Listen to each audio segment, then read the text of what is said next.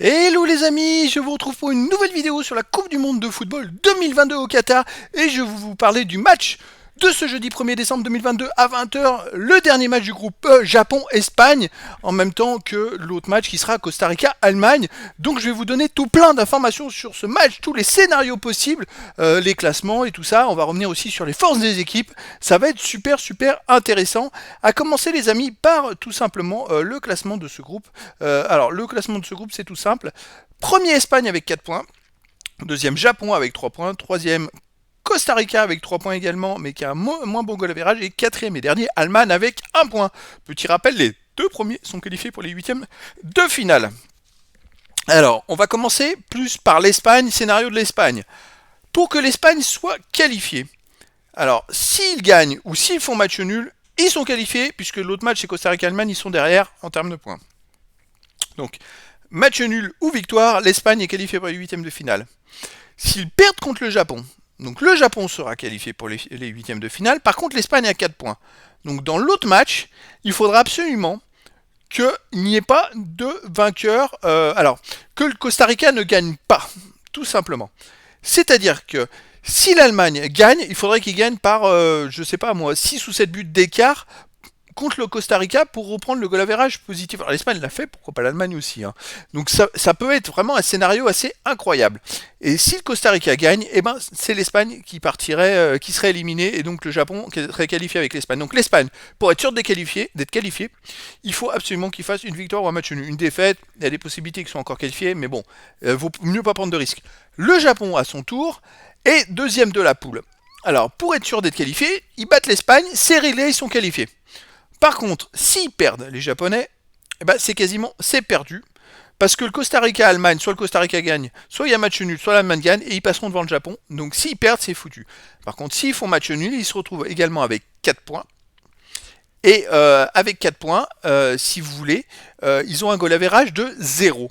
Donc derrière, quelles sont les possibilités en cas de match nul pour qu'ils soient qualifiés? Il faudrait qu'il y ait match nul entre le Costa Rica et l'Allemagne. Parce que tout simplement, si le Costa Rica gagne, elle leur passe devant. Si l'Allemagne gagne, vu qu'ils ont moins 1 de goal average, ils auront 0, mais ils ont marqué plus de buts. Ou alors Japon-Espagne, il faudrait qu'il y ait 2-2 ou 3-3. Hein, voilà. Et je pense que l'Allemagne ne gagnera pas que 1-0, mais peut-être plus que ça contre le Costa Rica. Et donc il faudrait qu'il y ait match nul. Donc la probabilité pour qu'ils se qualifient est vraiment faible. Donc pour le Japon, la seule possibilité d'être vraiment qualifié sûr, c'est de gagner ce match. Alors maintenant, on va aller voir les scores des deux premiers matchs. Japon contre Allemagne 2-1, contre Costa Rica 0-1. Étonnamment contre l'Allemagne 26% de possession de balle, 56 contre le Costa Rica. Vous voyez l'Espagne, Costa Rica, Espagne, Allemagne, 80% et 64% de possession de balle. Les Espagnols font énormément tourner la balle dans un super jeu collectif. En termes de passes tentées, passes réussies, c'est monstrueux. Donc ils sont largement au-dessus du Japon. En termes de tir, c'est à peu près la même chose, même plus. Les Japonais ont tiré 12 fois contre les Allemands, alors que les Espagnols ont tiré que 7 fois. Les Japonais ont fait plus de tirs, ont mieux joué. Les corners, c'est pareil. Interception, on est pareil. Les centres, pareil. Les fautes, les Japonais font beaucoup de fautes. 36 fautes, seulement 21 pour les Espagnols.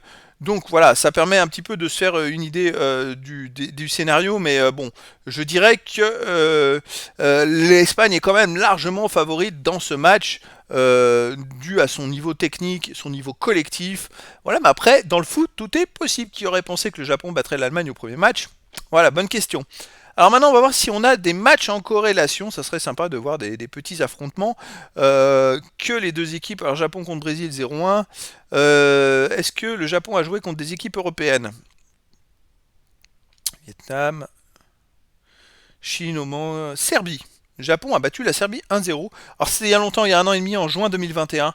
C'est pas peut-être pas très parlant. Et l'Espagne, Portugal, Suisse, Tchèque, Suisse, Portugal, Islande, l'Espagne, Grèce, France, Italie, Espagne, Kosovo, Géorgie, Suède, Italie. Sinon, il y a pas vraiment de correspondance.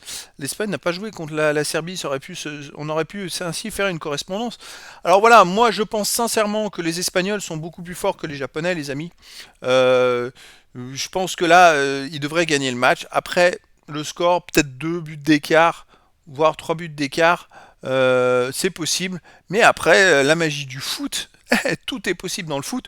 C'est pour ça, les amis, n'hésitez pas à mettre en commentaire de cette vidéo ce que vous pensez de ce match et le score que vous pensez. Ça peut être sympa de comparer et de discuter autour de ce match parce que, bah voilà, dans le foot, tout est possible. On a vu les Espagnols vraiment incroyables contre le Costa Rica.